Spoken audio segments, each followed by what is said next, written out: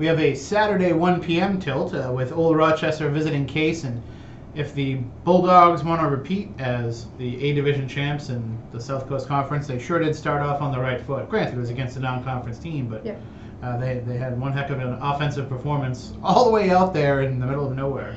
Yeah, that long trip out to Lee definitely did not tire the Bulldogs. They put 7 touchdowns on the scoreboard. All of them were rushing touchdowns.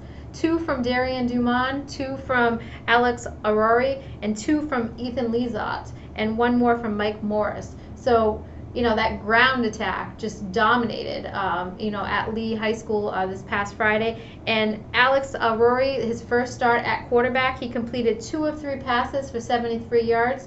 So pretty good showing. Right. Both passes that he completed were big shots. So. Yeah. So you got to be happy about that. But it sounds like the Bulldogs are going to be a running team this year, which is fine. They've proven they can get the job done. Well, too, part of the issue with this game too is the starters only went into the first series of the third quarter. Yeah. Too. So when you have that big of a lead, you kind of gonna run anyway because you don't want to run up the score too much. Yeah. So.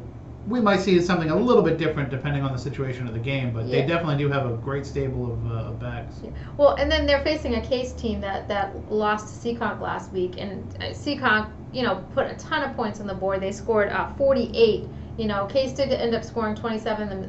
The Cardinals themselves, but it was really just kind of I think Case really came out strong in that first half. They had 20 points in the first quarter. They actually led 27-26.